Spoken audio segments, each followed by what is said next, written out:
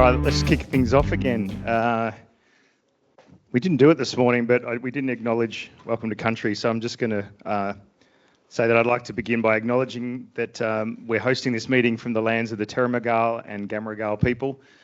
I pay my respects to the elders past and present, and I would like to extend this acknowledgement to all traditional owners of the various lands on which each of you live and work today.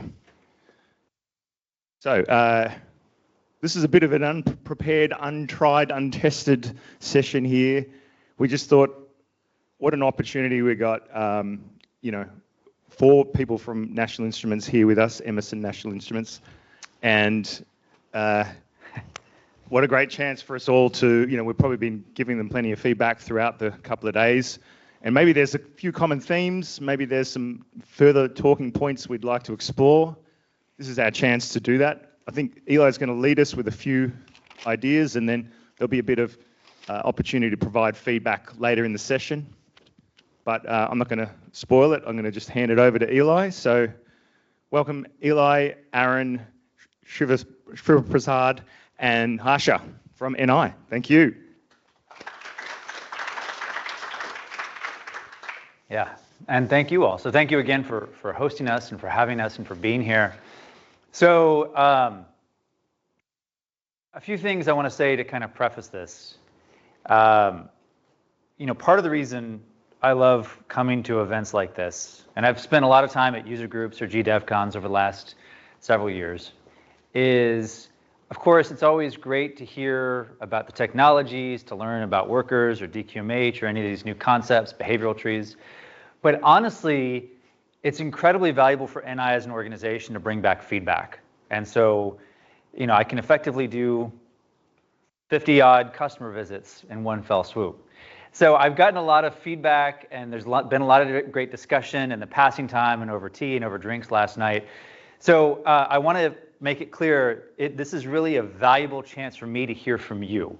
Now, to that end, I want to share with you a bit about what our current take on things is, some of the plans that we have in flight, but I very much want to invite your feedback, your criticisms.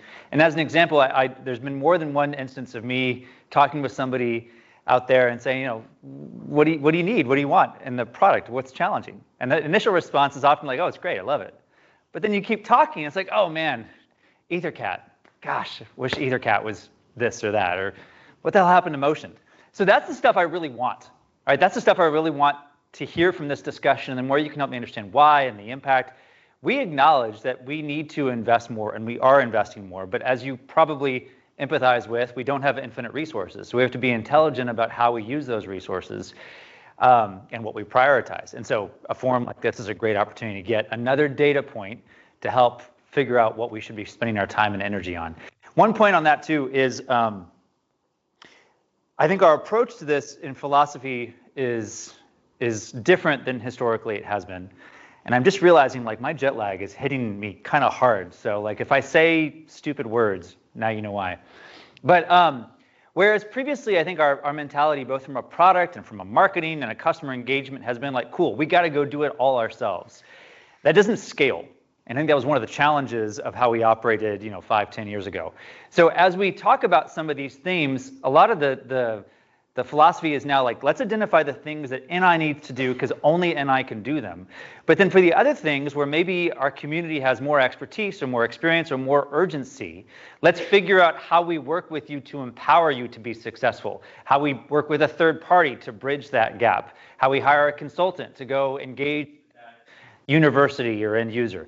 So just know that it's very much meant to be in collaboration with our stakeholders, our partners, our consultants, et cetera. And in fact, I put up a slide as my first slide. This is actually a slide within a slide, which means you're not really supposed to read it. But this was the slide I showed at GDevCon Stuttgart. And honestly, that was fun. I had people come up to me afterwards apologizing for the rather harsh nature of the feedback. I was like, no, this is great. I love it. So at the time, what was this? This was September. So my wedding anniversary. So yeah, September of last year. I showed this and I said, look, guys, this is our current prioritization of themes and the things that we're working on. These are in relative order of importance and focus.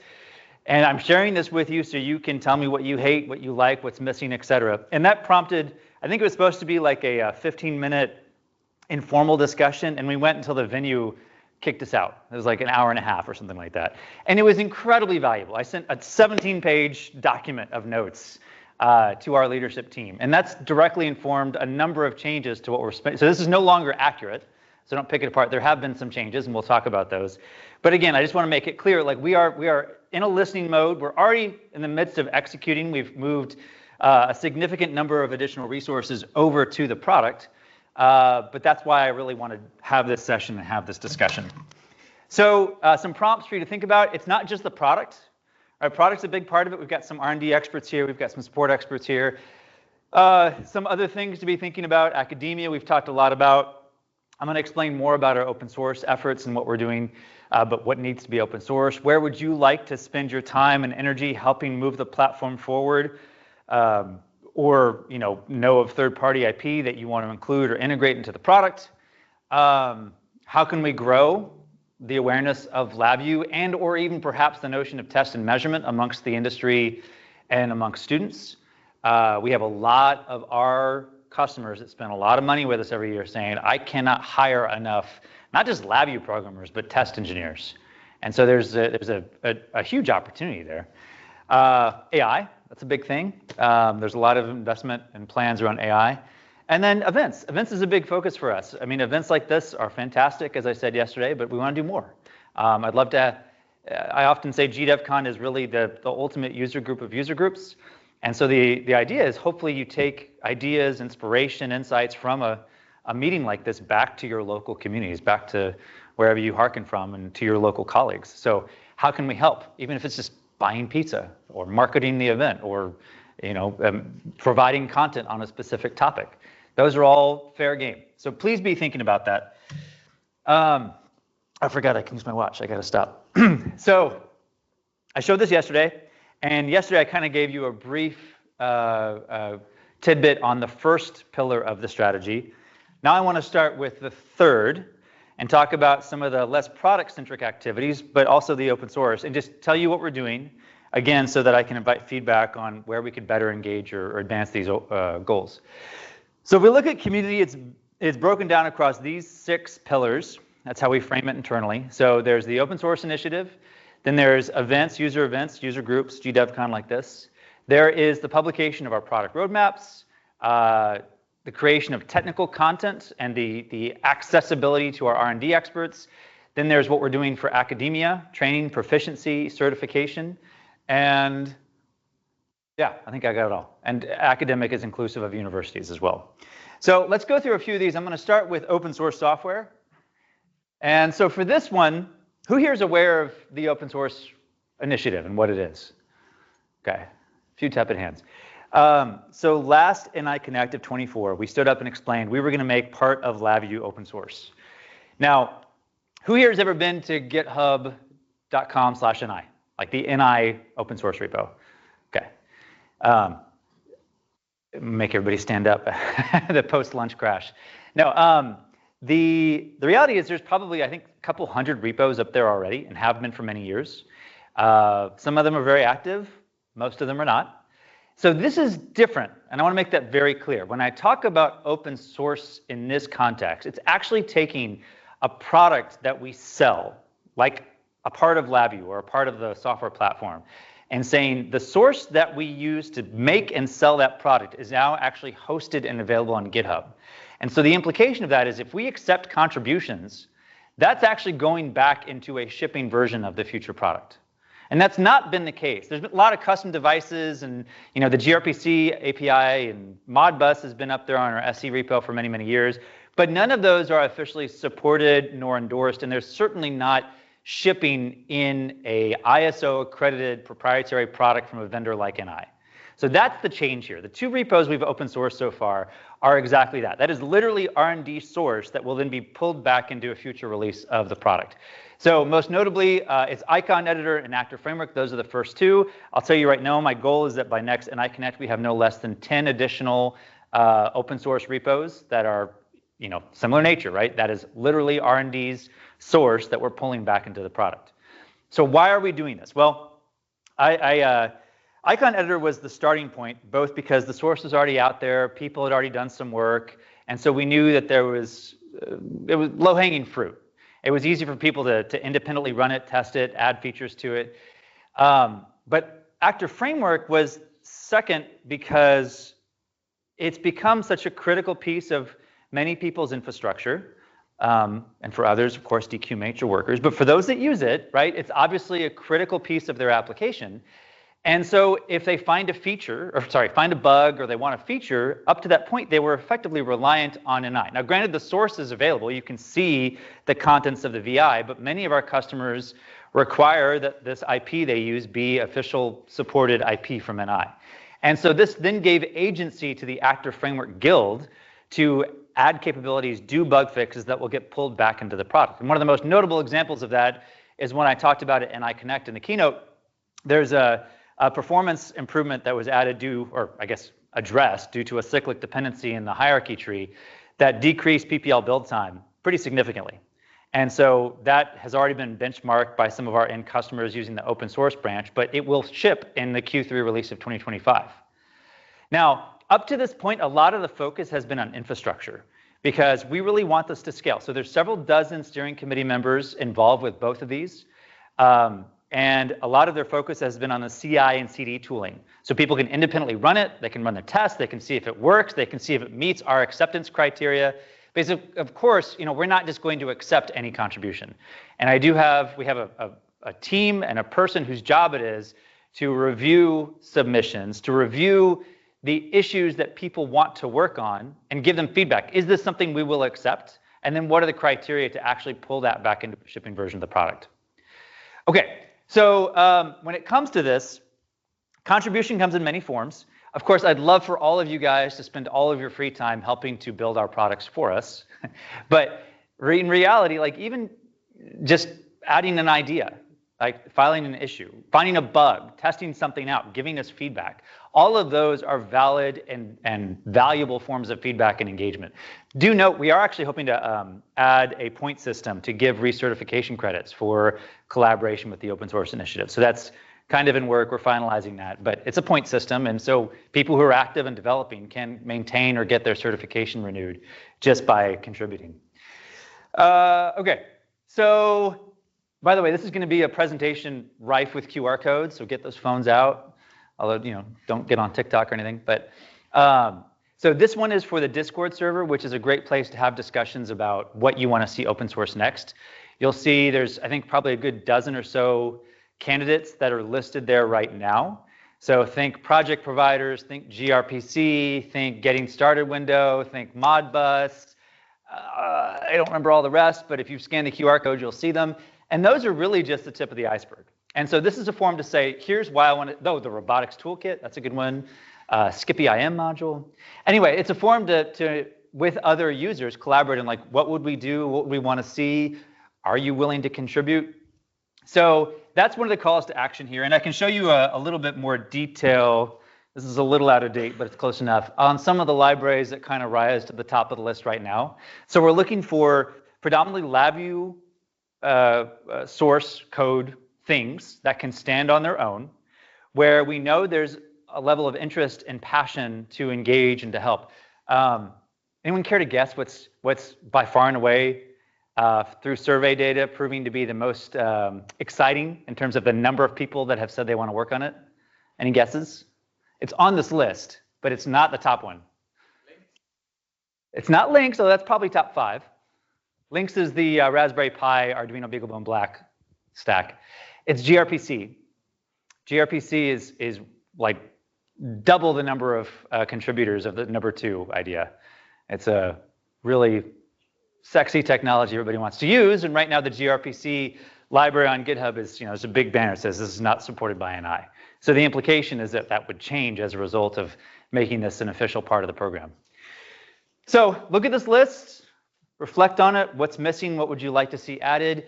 Our strategy is not dictated by what fits in a PowerPoint slide. So this is just the top of a long list of things from an Excel file.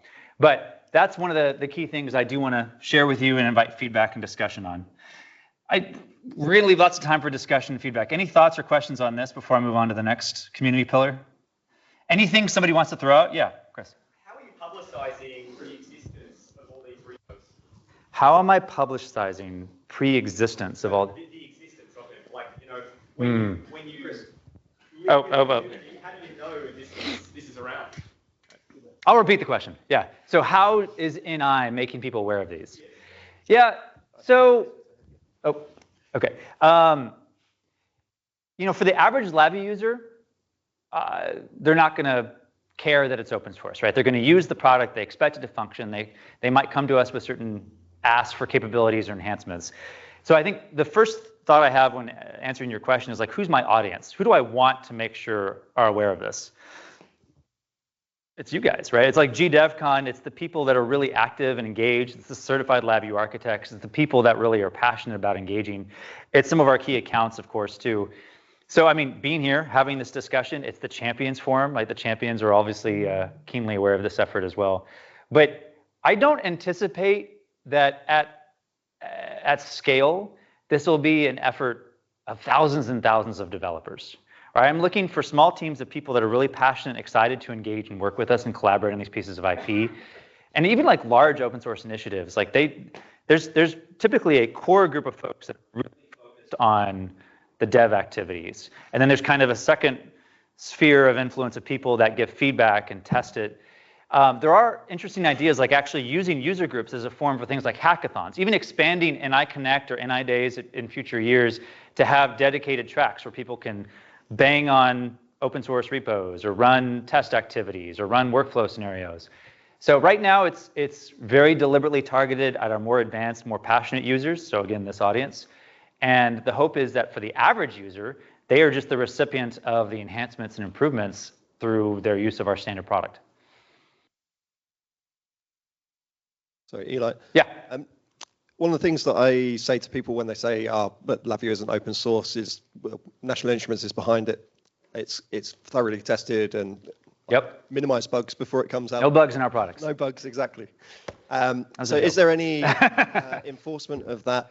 Do you guys say these are the unit tests that it must pass before it's released into the wild? Or? Absolutely. In fact, so another thing that I want to emphasize is part of the reason I'm so excited about this effort is it's also really forcing us to scrutinize what team-based development in LabVIEW looks like.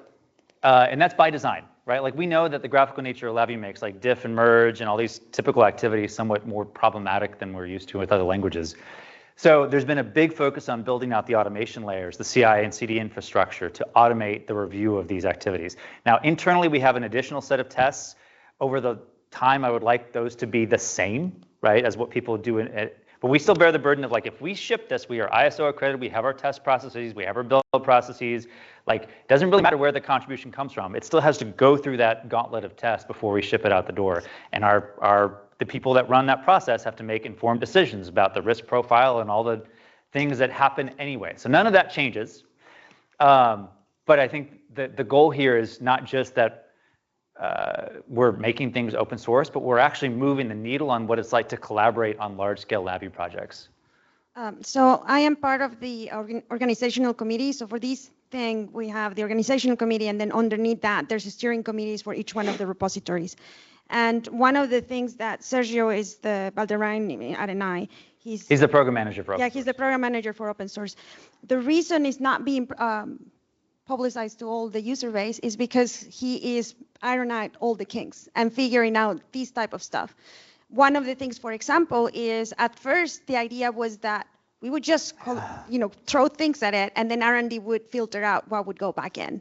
And we realized, exactly, Karina, that was not going to work out, and R&D were the first one to say no. So instead of that, we flipped it. And now when there's a discussion to prioritize what features we want to implement, and then R&D says, we will accept this. If you implement this, we will put it in the product.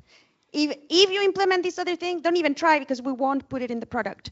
So now if you go into the repository, you can see things that are tagged as open for contribution. So if it is tagged as open for contribution, that means R&D is approving it. If you do it, it will go back into the product. And then there's all sorts of things that Sergio has been automating.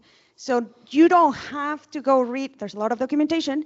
You can either go and read all the documentation and all the rules of engagement that he's setting and everything else, or you can just try to enter in any place. Fork, create an issue. There's enough automation that it will guide you back to where you need to find yourselves. And right now these are using PowerShell scripts for CI activities, but we're also publishing a Docker Hub container in July. And the intent there is that we're actually switching over to that for at least some of the CI activities. Oh yeah, I don't need a mic. Again, the jet lag. So the intent is that all of those processes and all that tooling, you can just take off the repo and adapt to your own repos and your own workflows. So even if you don't contribute to any of these repos, which I invite all of you to do so, the expectation is that anyone who cares about team-based development and collaboration workflows will be the benefactor. Because we're also working on improving diff, improving merge, improving the CLI for extensibility through automation workflows. Yeah, question right there. So does this mean also that the National Instruments engineers who are working on these things still, obviously, are they doing all of the work in public effectively with this? So that's an interesting question. Yes, if on either of these repos, say for example, we wanted to change something about the icon editor, for example, disallow it from being completely invisible, seems, then yeah, that work would be done in the GitHub repo. Yes, yeah, good question, good question. I want to move on to another topic, but we have time later on. I guess one final question. If anyone sees something on this list or aware of something that's on this list that they really want to advocate for as an open source initiative that you would be super psyched to work on. I was backstage in the keynote, and we had a pretty high-level guy from Qualcomm, and he was on just before me for a totally different topic. And he was like, "Oh my God, I didn't know you guys were doing this." He's like, "I would be so psyched to work on gRPC." That's the type of feedback I would love to get. So think about it. We have time at the end too. Okay, so next up, I wanted to talk about user events. Okay, so user events just like this one. What have we been doing? Over the last 18 months or so, we've tried to really lean into user events. I personally believe this is one of the most impactful ways to really move the needle on engagement, excitement, enthusiasm, knowledge, and proficiency. So this is kind of a brain dump of some of the key things we've been doing. But what I found is a lot of people stopped meeting because of COVID, and because NI kind of got distracted and did other things. But there's a lot of latent interest to come back into forums like this. Now, I want to see this event grow. I want to see more regional user groups over time. And that's true on a global scale. But I will say I'm super jazzed to see the responsiveness from the overall community.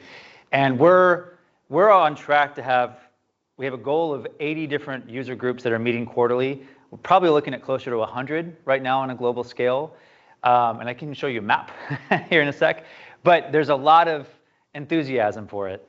And I invite anyone here who wants to bring user groups into their local company or to their region and take some of the insights or learnings from a forum like this to do so. And if you need help from us or a partner like Braymac to buy pizza and beer, let's make that happen. Or find a venue to host it at, let's make that happen. Can do promotion. Fun fact, we have this technology in the product. Did anyone get a little pop-up notifying them about GDevCon? You did? Cool, that's a new tech. So you have to be in 2024 or 2025. But we can now hit all IP addresses in a certain geo and say, hey, this event's coming up. You should totally register.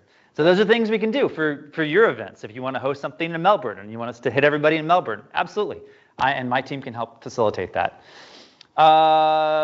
Also, we used to crank out a lot of great content back in the days of Dev Days and NITs. I want to revive some of that and make that available so people have turnkey content. Frankly, though, if you have a group like this who are very much experts, I would rather you lean into that and use that body of knowledge and content. But where necessary, if you want hey, what is this gRPC thing? Or how do I do team-based development in LabVIEW? Those are topics we hope to, over time, have standard materials that you can pull from. Okay, here's kind of a quick map. There's us, I guess, right there. And then this is based on where we know there used to be an event. We'd like to revive one. I think that's Melbourne, right? Forgive my geography.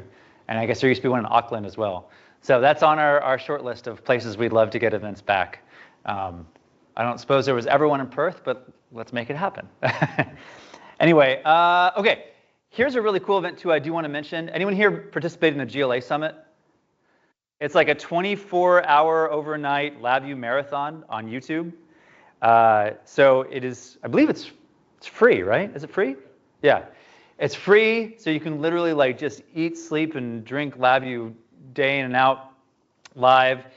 They are still recruiting presenters for the 2025 event that's coming up in June.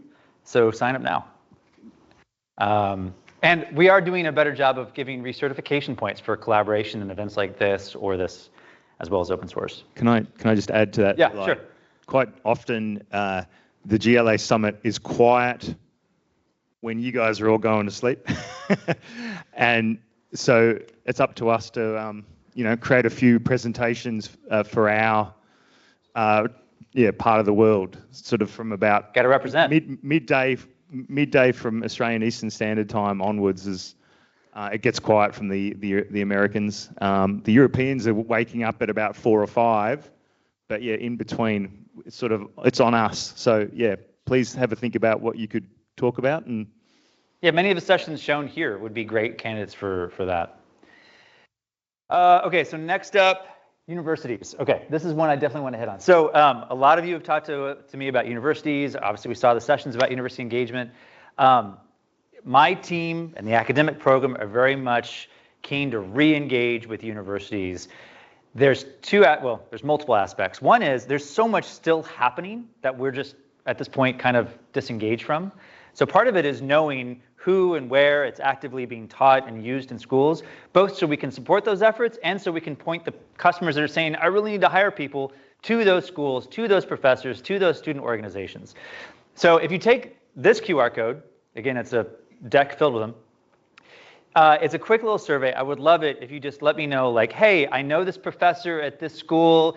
He's teaching LabVIEW, and there's some options there, like, yeah, if you could buy pizza, if you could send content, if you could send hardware, like, let me know. Or if you're at a user or an account and you try to hire from the school and you're frustrated because you can't find LabVIEW experts at that school, you can also fill that out and let me know there's no LabVIEW usage there. I really need there to be. Same form for both. But for us, it's really keen that we understand where LabVIEW is actively being taught and used. Of course, we can see where we sell it and where we have the academic volume licenses, and there's plenty of those. But I'm really interested in the professors, the labs, the student organizations that are being wildly successful with LabVIEW, using LabVIEW, or need help from NI or from a partner like Braymac or an SI or a consultant to increase LabVIEW usage. One of the things that we've started doing in the US is there's a lot of professors that use LabVIEW as a part of lab, or student organizations that use LabVIEW, and they don't want to take on the burden of teaching the students the basics. So like, I just need students that can use it, the basics of it. If I could offload the basics of data flow and wires and front panel and block diagrams, that would do me a huge service. So that's something we're readily prepared to do. Like a 3-4 hour workshop. It's amazing how many engineering students will show up for, again, free pizza. Some things never change. So we're happy to buy pizza. We typically try to show up with hardware and laptops that we can use to run a workshop. Hardware availability is proving challenging in certain regions, but between ourselves and local partners, we will try to staff events. We just need to know which schools. So please take a minute, let us know, and we can get a mic back there. I'll just shout it out, but yeah, the CDAT kits that I have on my desk there, Braymac has 5 of them still alive. Let's go. Those are so hard to find. That's awesome. 5? Okay, cool. Sorry. So yeah, anyone that wants to that we can support in any ANZ, like that, you can probably get 15 students. When I say they're hard to find, we have a ton of them. They're just in constant use, and so and often for industry events. And so trying to peel them away for an academic event is half of my struggle. That's awesome. Yes. So yes, fill out the survey. Let us know if you want to do a workshop at a local university, and I will work with them to make it happen, okay? Any comments or questions about university? Yeah. 2 seconds, Mihai. Mihai. First robotics? Yeah, why did it fall off the screen? Dude, okay, very topical question.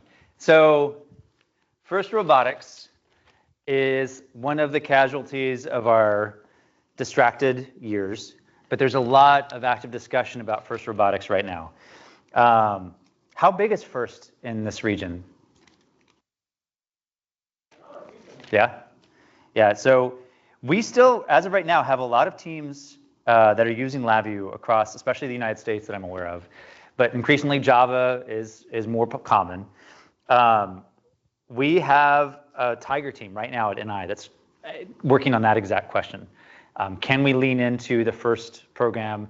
I think there's been a lot of challenges with our support, both of the hardware and like the online support. So yes, it's on my radar. I'd be very interested to know like what teams, what schools, like are they still using LabVIEW? What are the challenges or gaps you've seen? So, but yeah, that's something we're actively discussing internally right now. There's a question in the back too. Don't make me run. Should make everybody sit down. I can repeat. The trouble is the people at home don't get to hear. I'll repeat what he asked. Yeah, that'd be good. Good. So the key thing, have like sort of models that you've developed to help you get into the. We deal with two local universities.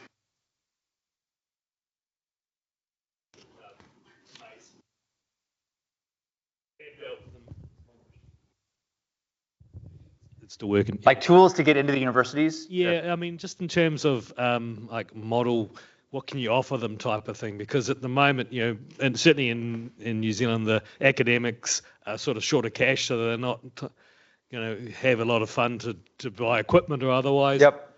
They're looking, you know, what we to get them in is an easy solution, you know what I mean, or something that's like canned. I think you can take to them. The key here is the goal is not to sell them anything right now, right? Like, or period. The goal of these academic workshops is not to try to sell a compact DAC to a student because they're probably not going to shell out thousands of dollars.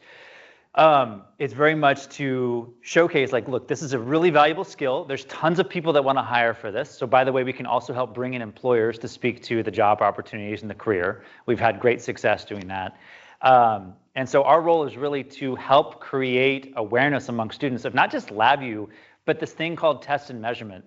I think a lot of engineering students, myself included, leave school thinking like, I'm going to go, you know, build cool stuff, build an airplane, whatever. And it's like, hey, you got to test that. And a lot of them go to industry and they're kind of caught off guard by this notion of test and measurement. So it's twofold. We want to increase awareness of this career and then also the tool chain. And as far as like what we can do to facilitate that, like we'll basically offer to show up with hardware, with curriculum, with materials, even potentially contract an instructor to go and lead a workshop. And it's stepping through the basics of LabVIEW and measurement control or instrumentation.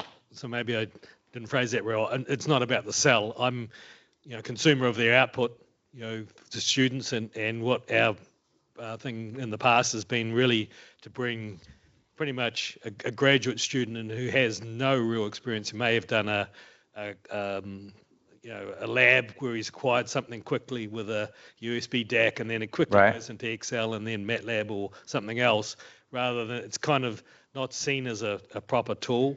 And that's at the level of the instructor, so they kind of use that as their model. It's a quick way of getting data. Students get their assignment ticked off and off they go. They don't see the bigger picture of it. So, you know, we've been trying to sort of engage with them in terms of, you know, industry experience, trying to get their appreciation of, you know, test and measurement, that sort of thing. Right. But I guess it's, you know, we're a small systems integrator. How do we actually, you know, amp that up so that it makes it easier for the tertiary institutions to grab it and imply, you know, push it. It's what are the processes and systems that we can put in place?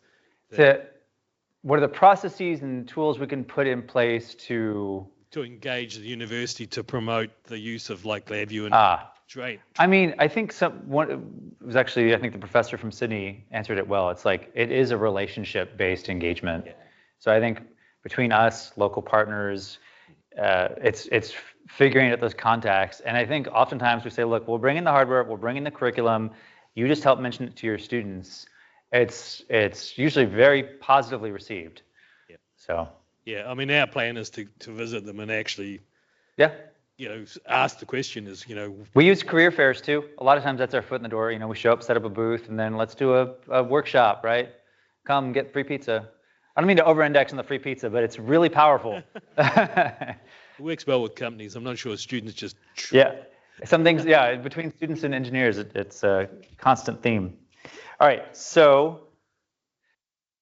Mention next first robotics event held at Macquarie Uni, about 5 minutes away in a month. Yeah.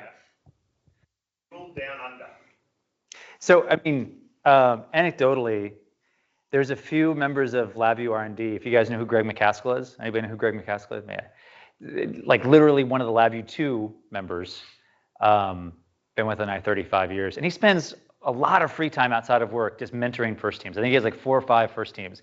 And so he's always like, this sucks, guys. Like I'm keeping the band together, and like the product, like it's a pain to set up. A lot of it is like, if you can get students past the hurdle of like getting it installed, set up, and working correctly, a lot of them love it, especially in the hands of a Greg McCaskill. But like a lot of the challenges, like it should be way easier to set up, and efforts like CTI, right, are an example of born out of recognition, like it's too damn hard. And then also like access to documentation and materials like that. I think that's all critical for FIRST. So what I'm learning here is FIRST is prevalent in this region. I did not know that. Forgive my ignorance. That's awesome. So I will take that feedback with me, and that's a useful input. Let me ask this: who here is involved with FIRST? Anyone here mentor a FIRST team? Yeah, you do. In Tasmania? It was in the UK. In the UK. Okay. Anyone here see colleagues or people at your end users mentor FIRST teams and that color their perception of our products? No. But you have a question? Do you need a mic? No, I was just going to say that I know somebody, but then Okay. I have heard feedback on the researching about how people, the Java camp and there was the LabVIEW camp. Yep. And a lot of the Java seem to be taking over. Yep. The complaints with LabVIEW was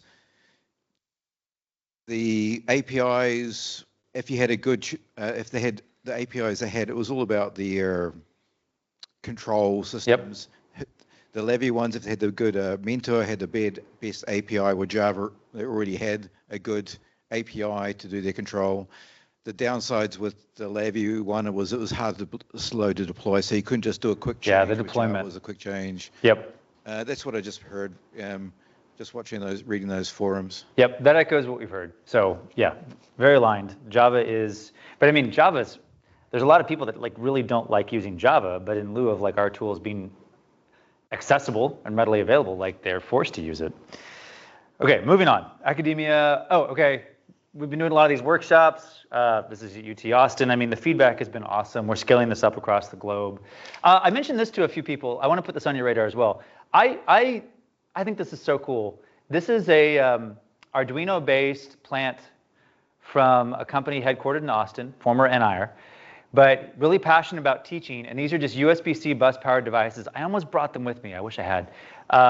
But they are designed to be used in an academic setting to help teach engineering students concepts like PID, closed-loop control. So like this guy and this guy have a little servo motor in there, and you tune them to try to optimize the solar cell output or to optimize the turbine's output. That's a smart generator. You can put a resistive load or a dynamic load on it and do PID. And he's got a few others like CVT. Anyway, this is something that is about $100 USD per little Arduino-based system. And then there's also curriculum that a few of us have been working on to help students see and use like these plants, but it's not specifically to teach them LabVIEW, it's to teach them like PID. Just so happens you're using LabVIEW to teach them PID. So I know, I guess he's not here today, the gentleman who spoke yesterday from University of Sydney. Yeah. He was super excited about these when I mentioned them to him, so I just want to throw it in here. This is another example of like between CTI and FIRST and some of our new academic products and these Arduino-based devices, and even the future of the Lynx toolkit for Raspberry Pi and BeagleBone Black. There's a lot of raw ingredients to have LabVIEW better support these low-cost hobbyist targets, and also to provide curriculum to make it easier to bring in universities. So I welcome feedback, discussion. if you're interested, please check these out at Revodine's website. And then, oh yeah, shameless plug. This is what the curriculum looks like. So it's a launcher. It finds the PDF. It says, here, let's step through. Then it gives you partially written code. You tune the algorithm for PID. And the launcher itself helps detect which mini systems are installed and connected to the systems, and so which ones you actually have the requisite hardware connected to actually use. Anyway, okay, next up, training certification. This one's pretty brief. I don't know if you guys are aware, we did change the recertification system. So we announced this just at NI Connect. So a couple key points. Who here is certified in anything? LabVIEW, test and? Anyone certified CVI in here? No, okay. Who here is lapsed?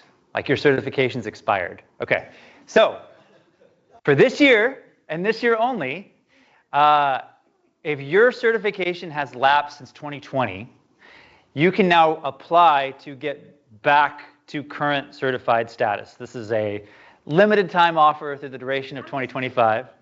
And to make it super easy, we've doubled the point value of coming to an event like this or presenting at an event like this. And then we're finalizing the open source contributions. So we're trying to make it easy to revitalize those of you that are clearly still LabVIEW experts and just have not wanted to take a recertification exam. Nancy needs a mic. At corporate, we have a mic that's like wrapped in foam so we can throw it at people.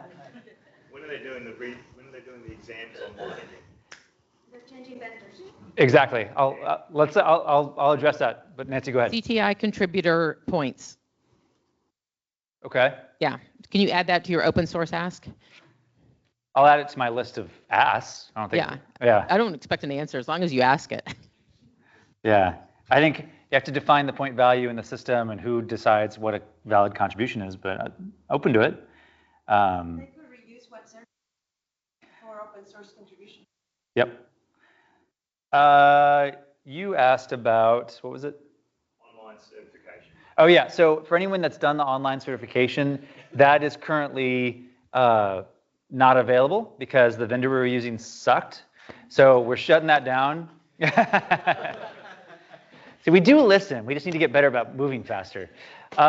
So they've pulled the plug on that vendor. We're moving to a different vendor. We are also trying to increase the number of, I forget the acronym, ATPs, authorized training partners, right? So physical locations. Does BrainMech have a training facility in the region? We had a good discussion at NI Connect, so I think we. That's a yes. Coming soon is. DQMH is included in the image now, so now you can. Oh yeah, that's a big one too. You can take the exam with DQMH or Actor Framework. Sorry, workers, but. It could happen though. DQMH finally made it happen. But no, seriousness, it'd be great because I know we've seen a very positive response to more certification exams. We've had success with like larger user groups saying, look, I've got 20 people that are ready to go right now, and then we will sponsor a certification event at that user group. So open to thinking creatively here to make the physical certification exams more accessible. So. Would be great. Let me know if you want to discuss what a ATP would look like. But yeah, question. So let's say somebody studies LabVIEW or in uni. Could that contribute somehow to your CLD or? So I think if you study at uni, we want to make the CLAD really easy to go get. And then also you look at the badging program as a way to say, look, you went to this workshop or you took this class, something more than just writing the word LabVIEW on your resume. Although you can always make sure they capitalized it correctly, right? That's a telltale sign. Anything else? The CLAD is really hard, though. Like, it's harder now than it used to be. Oh, really? Back in my day, I'm getting my people to just go straight to CLD. Don't worry about CLAD. It's not a requirement anymore for CLD. Oh, it's not? Oh. So that helps a lot. I'm learning every day. I'm learning. Really tricky questions. Okay. Yeah, I think for university students, I get the feeling that Credly badges are more relevant these days. So we're also doing that, as our new champions well know. Okay. Forging ahead, product roadmaps. Ta-da, just take a second, read all of that, please. No, we are publishing these to NI.com. another QR code. They're always in different spots. It's like, where's Waldo? You got to find the QR code. So product management is committed to keeping these up to date. They currently reflect basically a 12-month look ahead, so the next 2 major releases of the product. If you go back to that first slide within a slide, something that the European audience was rightfully yelling about was the lack of Unicode support for localization. So that's on here. That's actually getting done. That's a great example of something that was a direct change in our plans because of that forum and because of that feedback. But you can see it for all of our products up here. So, and the whole point is to invite feedback and discussion. So check it out. Let us know what you like, what you don't like, what might be missing. Okay, so that's my crash course in everything community. Going back to a product investment standpoint, I did want to hit on a few other things quickly. How am I doing on time? Okay. I don't want to run out the clock. I did, as far as connecting workflows, one other point of feedback. This is very much dynamic based on discussions I've had here. System Link, too damn expensive, takes too long to install. There were some big announcements at NI Connect. We came out with a much lower cost entry point for System Link. So it's now $7,500 USD for 10 licenses. And no services required, doesn't require a giant Kubernetes cluster. Right, that was really the focus for the last several years, was on the enterprise grade solution, which is great if you care about that level of global scale. We have a lot of customers that have like 10 systems and they're tired of walking around with USB jump drives. So that's a pretty big announcement in direct response to community feedback. I don't have a slide for it, but I just want to make sure everybody here knows that we did hear a little bit of feedback about the whole subscription license thing. So just a few comments. The people that made those decisions are no longer with the company, and Perpetual is back. So Perpetual is back for all of our software products. Subscription's still here, but for those of you that prefer, expect, or require Perpetual, sorry about that, it's back.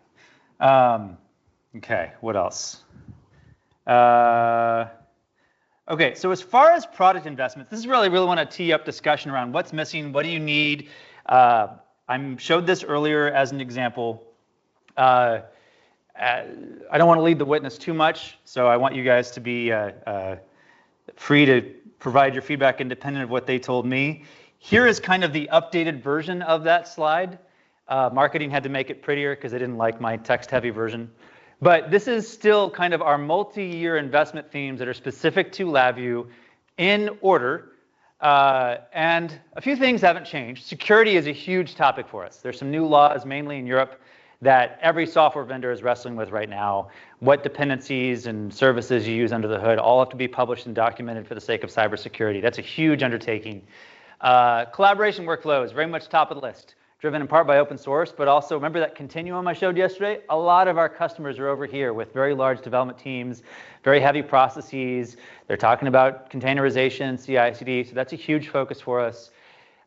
We have the experts in IP interoperability here with us. So the latest versions of .NET and Python being interoperable directly from within LabVIEW, of course, Nigel, and so on and so forth. So this is, I won't read the whole slide to you, but this is a look at, like, as you stare at that roadmap slide on our website, this is our general multi-year prioritization of these themes. So look at it, tell me if things are missing. New user experience, like that gets into how a student sets up, installs LabVIEW for first. How much, like we all get tired of the checkbox roulette, I like to call it, of like, I don't know if I need this, but maybe I do, maybe I don't, and 8 hours later you install our software. Like it shouldn't be so hard. And so we're actively working on that. That's a keen area of focus for us. Let's see here. I will also share this as a way of prompting and inviting discussion. So this is actually, we had a fantastic discussion at NI Connect with our champions who were able to attend. And they self-elected amongst themselves what they felt were the most pressing areas of concern. And they gave our leadership team, not just myself, but like the leaders of NI, like, here's why this is important. Here's some of the gaps or investments I want to see, need to see. So this is one data point I'm sharing with you all. And again, I'm doing so for the sake of inviting your feedback and thoughts on what's missing and what you'd like to see. But with that, let me put this up as a backdrop. What's missing? What do you guys want to see? What questions do you have? Marketing. Okay. Yeah, say more. You don't like the positioning of LabVIEW, or there's not enough?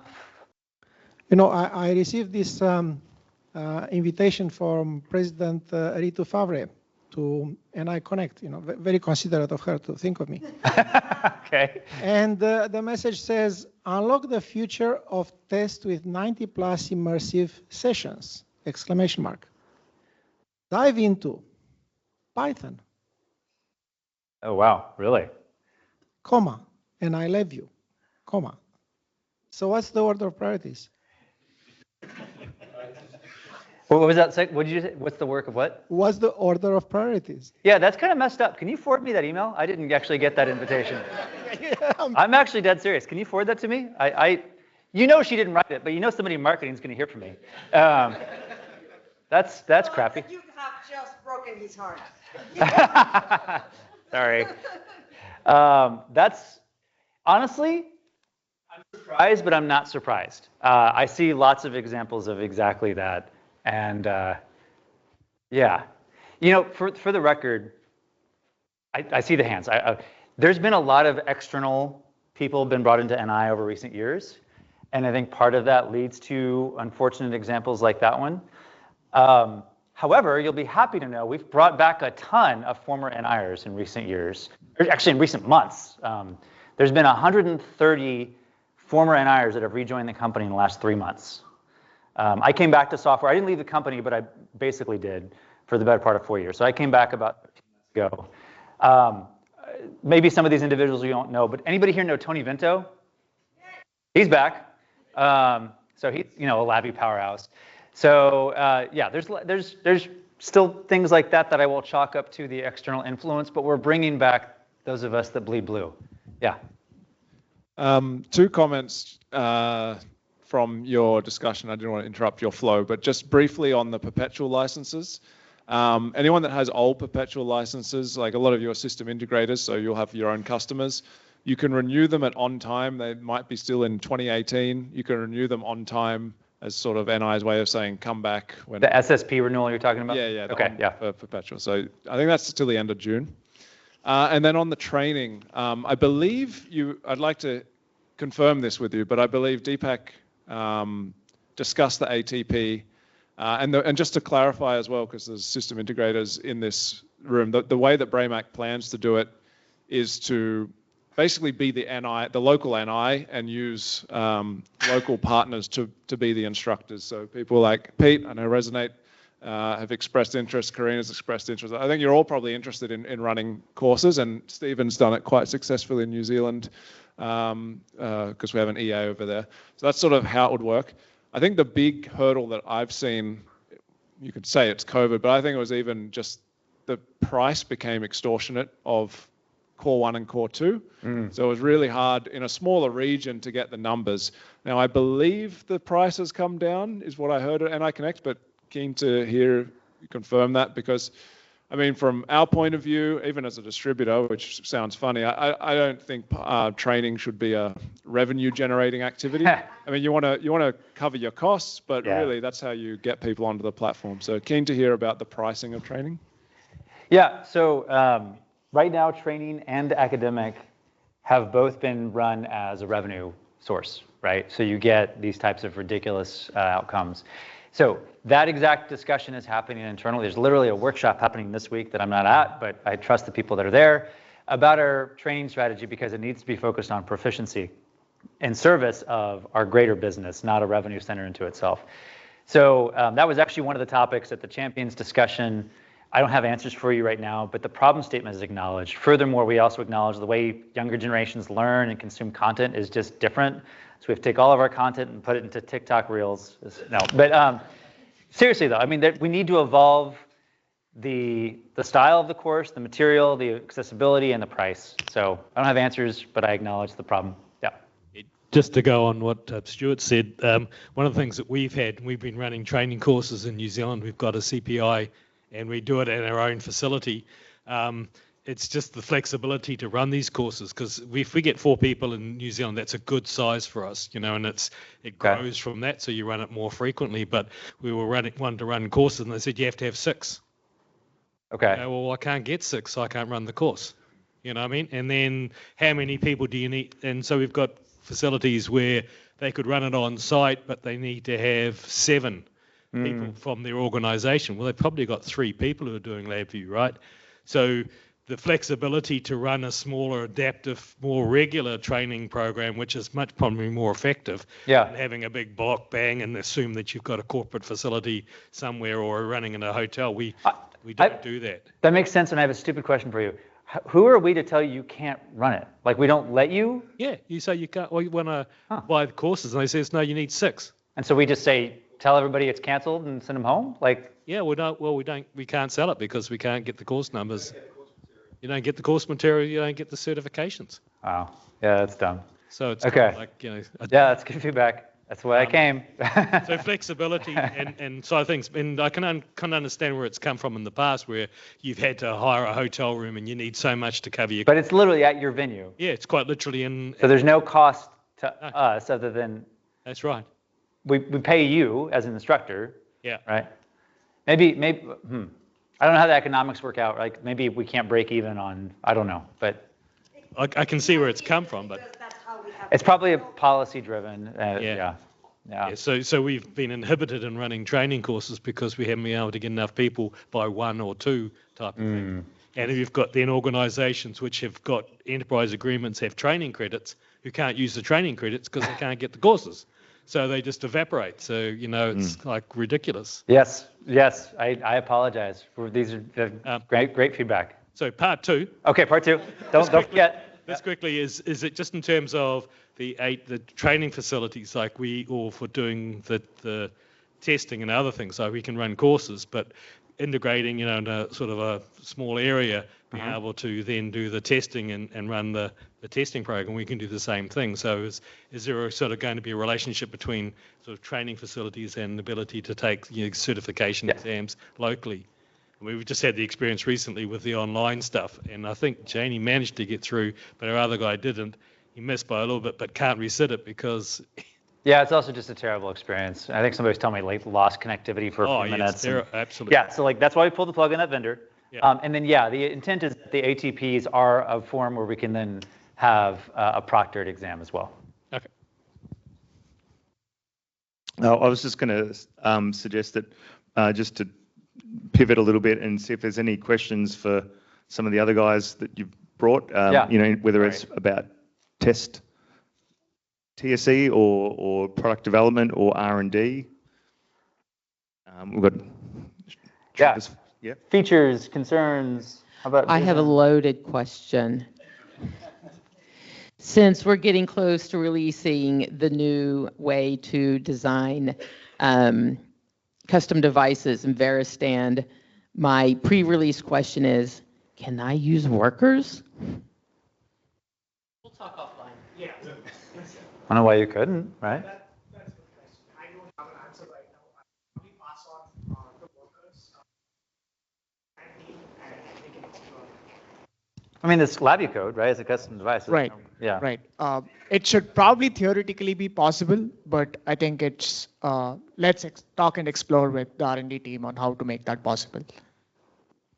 Yeah, so if anybody else is interested, let me know, because I'm learning custom devices and workers at the same time. So I'm more than happy to kind of like be the guinea pig or one of the guinea pigs. I want more guinea pigs to explore with me. Sure, absolutely. Happy to make connections. So as a reminder, Harsha here, test stand product manager. So he literally sets the roadmap for test stand. Also experienced R&D developer with vision background. Right. Sorry to throw that out there, but. Sure. And then Shiva Prasad, sorry. SP. SB. Yeah, he goes by SP. Oh, why did you tell me that? Okay. Yeah. Very much leading our interoperability capabilities in the product. And then from TSC, very much a chief engineer for LabVIEW, test stand, all of our software products. So any other, Okay, that's how it turns on. So when I came here, some other members in my team just prompted me for some questions to ask. So now's my opportunity.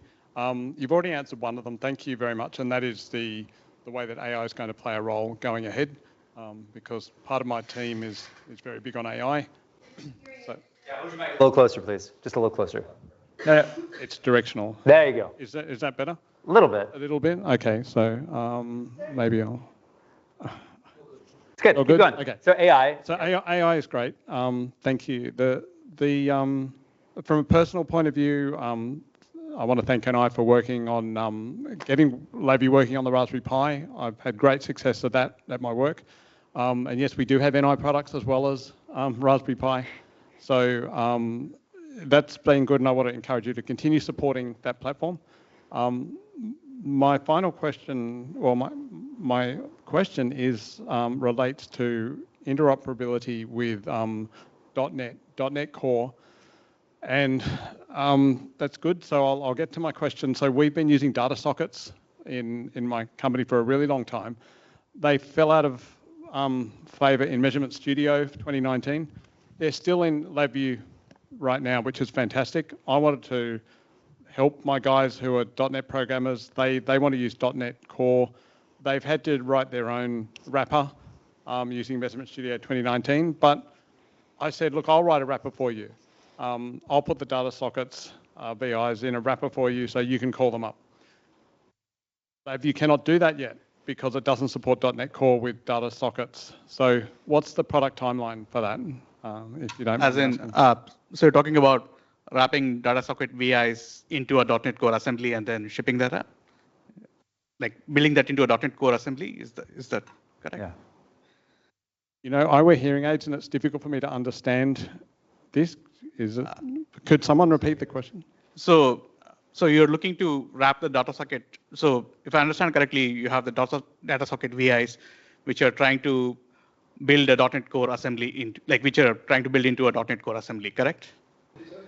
Into a .NET Core assembly? No, not Docker. No, just a .NET Core. Windows DLL that can be called up from .NET. We aren't going to wrap data socket. He's asking, can he wrap data socket in the .NET assembly, right? That's correct. Yeah. As in data socket VIs or? A DLL. Just anything that a .NET C# can call. They want to be able to call up the data socket VIs anyway. It doesn't matter, but a DLL might be great. So you want a third party in .NET to be able to use the data socket technology in LabVIEW. So you want to wrap it as a .NET assembly so they can call it from their .NET code. Yes, that's correct. Okay.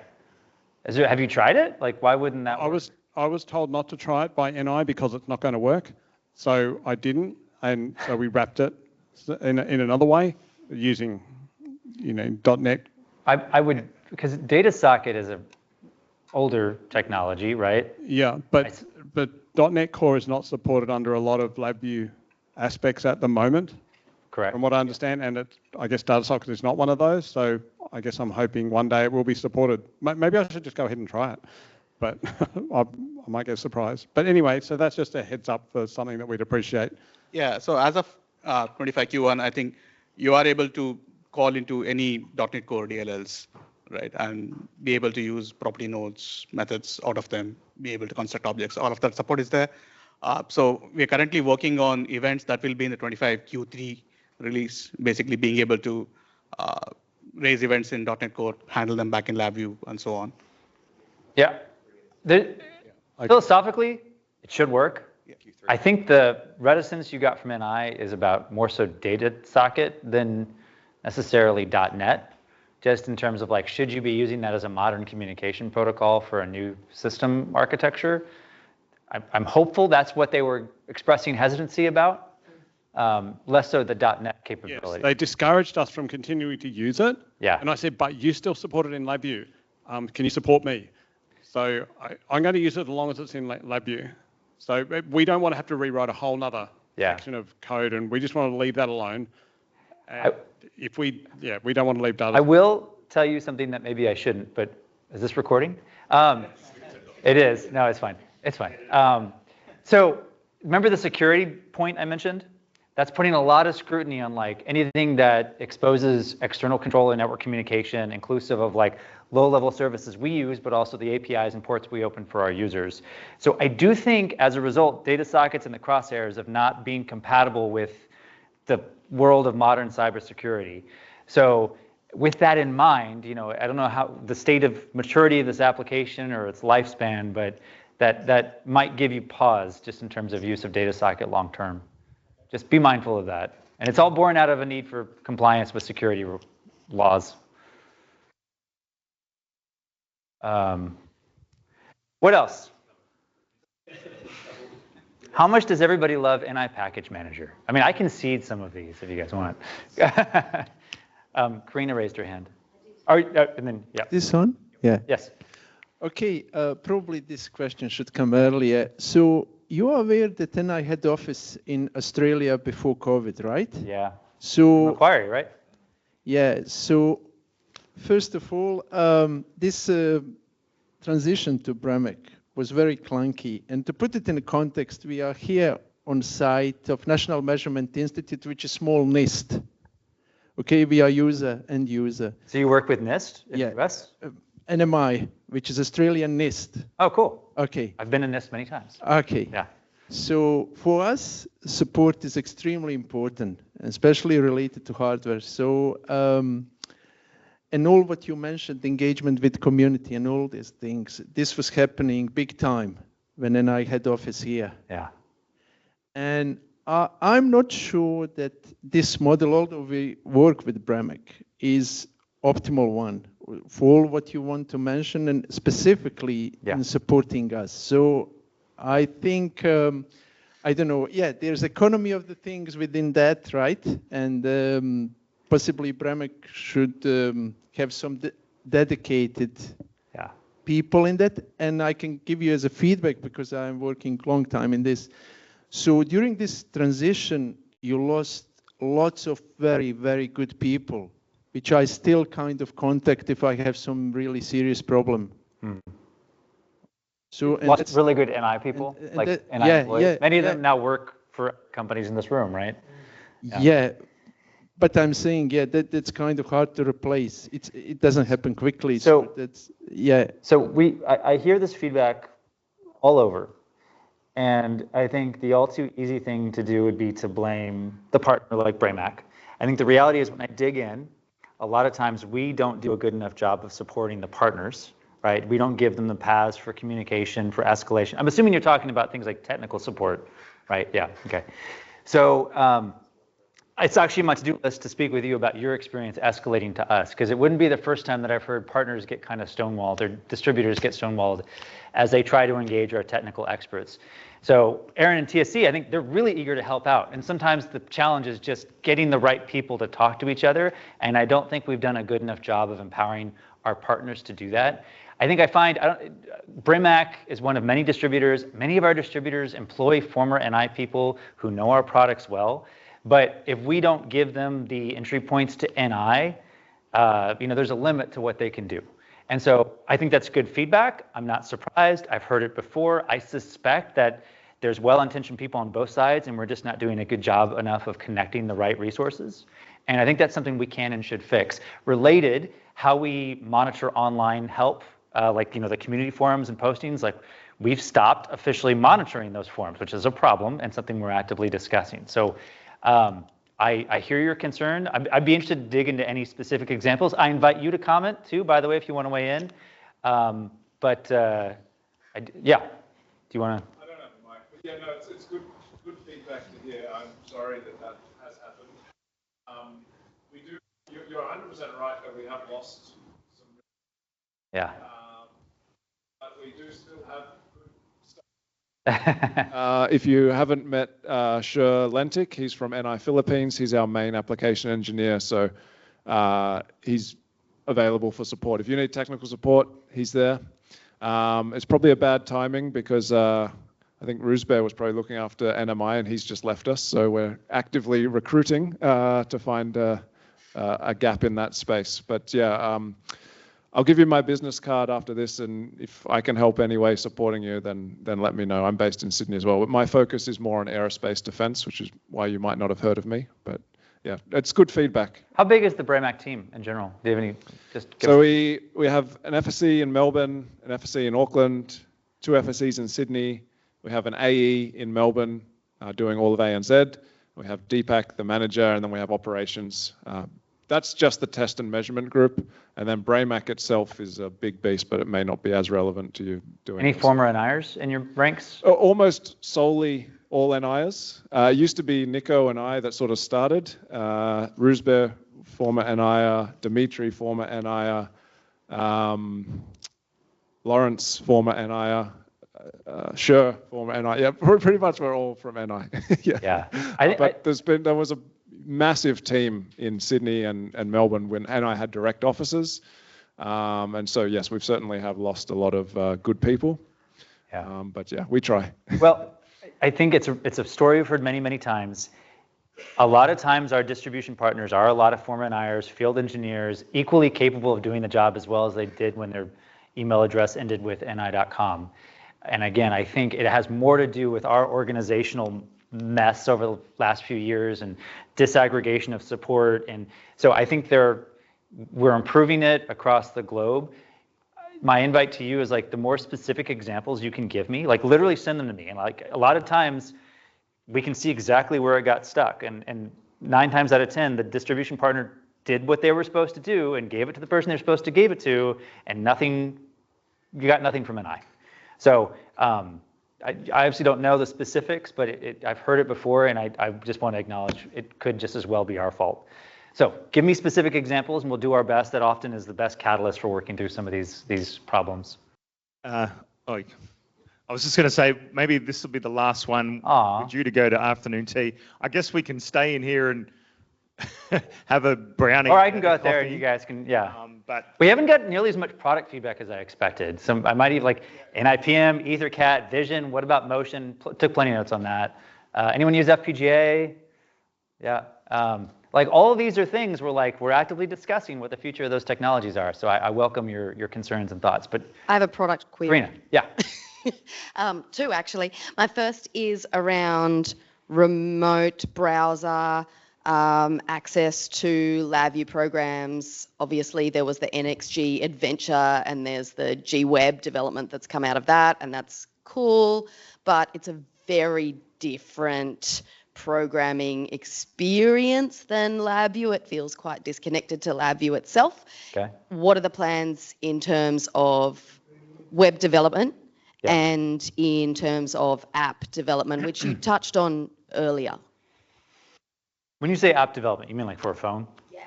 Yeah. Yeah, I'll be candid. No plans for app development. That's not something we aim to do. For web, right now the official political line is like GWeb is seen as a supported complete product for web interface development. And I think we're keen to understand what do you need? Like what do you want it to do that it doesn't do, or what does it struggle to do that you need it to do? Because right now, the feedback is a few people are using it for some pretty large applications, and it's different, but it works. So if there are any concerns or gaps in GWeb, I'd love to take that feedback. But I think the System Link Cloud disappearing was a big aspect of that. Like you could create GWeb, put it into System Link Cloud. They got rid of System Link Cloud.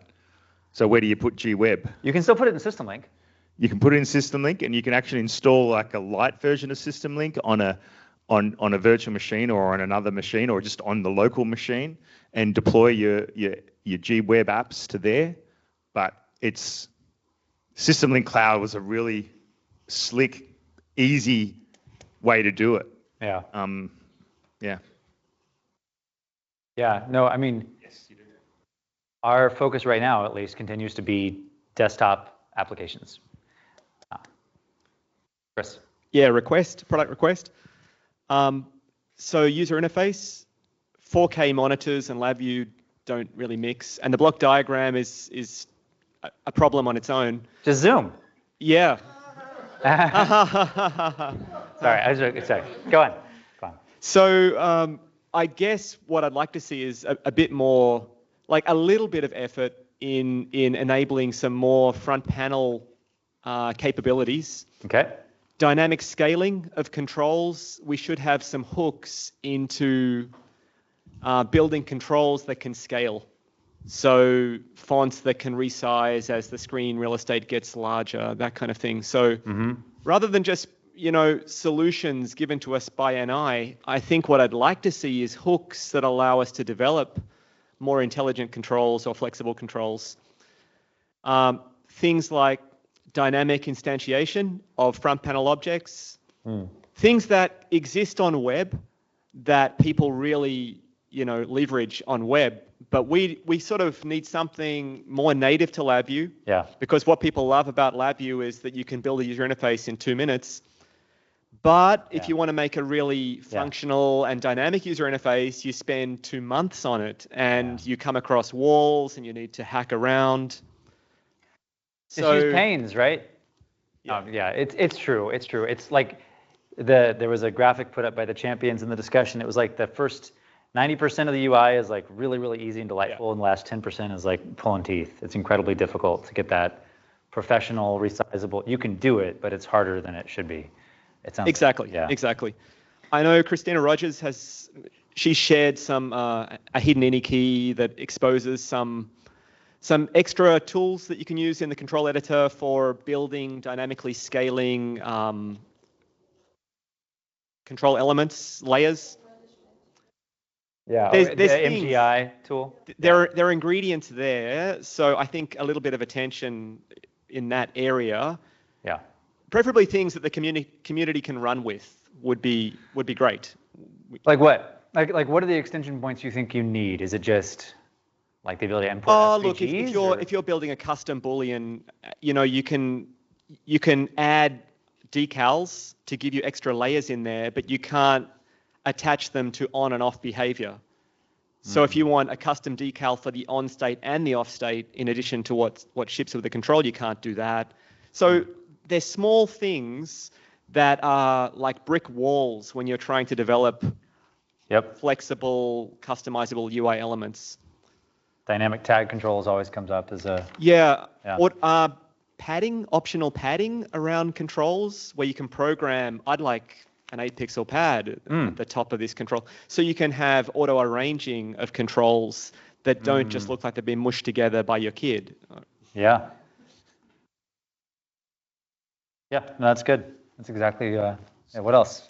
So we've got a couple of online questions from test and related material. So hopefully Harsha can help us out. Is there any plans for training material for custom operator interfaces like linking test stand and LabVIEW? Yeah, so I do have that in the radar to come up with more materials and also more template OIs that help you get started off with. So starting next year, we'll be working on that. So you'll see more content. That's great. And follow-up questions. Deployment is tricky. Package builder doesn't clean up after itself, for example. Is there going to be future support for LabVIEW classes and improving the LabVIEW class support in test stand? Oh, they're two separate questions, sorry. Right, I was wondering. Did they try PPLs? That should fix it. Well. Sorry, go ahead. Yeah, classes I know are sharing data between LabVIEW classes in test stand and stuff that's running in LabVIEW, you can't share between the two application instances, for example. We added that. PPLs are supported. So if... No, classes, if you have a class as your top level item on the sequence diagram, on the sequence editor, you can pass data to and from. You can't initialize, I'm trying to remember it's the class issues we had. We can't initialize from our custom UI and share it down into test stand. So you have to use a constructor node, because right? the two references are in their own application spaces. So you can't share the class wire, essentially, down to test stand, say, I've already initialized this object. But you can pass it from test stand to the... You can call LabVIEW steps inside a test stand. Right. If you need to do anything as a asynchronous process in the LabVIEW UI, custom UI side of things, then it's difficult to send that data between the two without using the UI messages and sort of setting things up as two different objects. Sure. Okay, I'll take that feedback. I'll note it down. Right now, that's not possible. That's the second time this came up this week. Right. Yeah. Cool. I think Kim's got a question as well. Yeah, thanks. Just back onto AI, but not so much for code generation, more for supporting us for, say, tech support and also for purchasing, like product selection. Yeah. What's happening with AI with that regard? Yeah, good question. So as we talk about AI, I think I actually have some slides here. The idea is that there's a lot of activities throughout the test workflow that could best be augmented. As I mentioned, the initial focus is on navigating the editors and finding code and finding IP, but even like selecting hardware, right? So we are actually training the AI models on our, it's an acronym, PMDM, but our data of like our product capabilities and all the specs and detailed information, so that you have a trusted advisor on like what devices you should use to cover what specific measurement capabilities. I forget the other one you mentioned. Oh, it was product support. Product support. So, I mean, the short answer is yes, right? Because the whole idea is that it's in the product helping you navigate. I think what you mean though is like, if I find a bug, how do I submit that to the support organization? Or even maybe it means you don't need to elevate your query to actually, through to to Braymac or to NI itself, because you've got the AI tool to get you, where you need to get. Yeah, I think that's viewed as synonymous with like, how does this code work? What is it? Some of those end up being basic support questions that we do intend to offload. So I haven't heard it put that way internally, but I think it's reasonable to expect that like, yeah, for some low level of basic questions, it should offload that. And then hopefully that ceiling gets higher and higher as it gets smarter and smarter. So yes, you can see some of the areas of expertise that we're targeting for Nigel. So as mentioned, hardware APIs, hey, how should I test this capability? What limits should I set? Even having dynamic test limits over time. A lot of, when I look at AI and the promise of AI, I think the most useful insight is 2 data points and extract, like how quickly is it getting better? And the underlying technology and the training models we're using, I've been blown away by some of the insights from R&D and how quickly it's getting better at understanding LabVIEW and actually providing useful input and even potentially generating LabVIEW code. So yes is the short answer. And you'll see it more and more integrated into all of our products over time. Yeah. That was what I'm reading it. Okay. Here you can see, the initial LabVIEW basic capabilities. So I'll let you consume that. Again, really targeted more at that. Remember that spectrum I showed yesterday on the left side? The new user, help me understand the code. How does this work? What the hell is a queue? And then over time, you're going to see it get more and more sophisticated. Let's see. I'm looking forward to when we can send it a schematic of a product and go, write me a test specification for that. Yeah, that's exactly some of the and then a test stand sequence. Yep, exactly. Right. In test stand, it's kind of in the works, I would say, like going from specs to a sequence.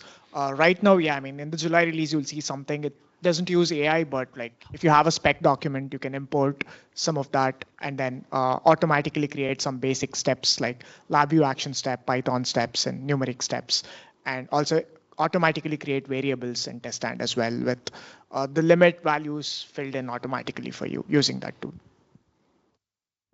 Can I ask a quick one? Yeah. When is Nigel going to get married to Jake AI? We celebrate all of our AI add-ons and capabilities. There's more. Great marketing answer. Genius. No. Hey, catch me over coffee. I heard a few of you mention industrial communication protocols. I heard vision. I heard motion.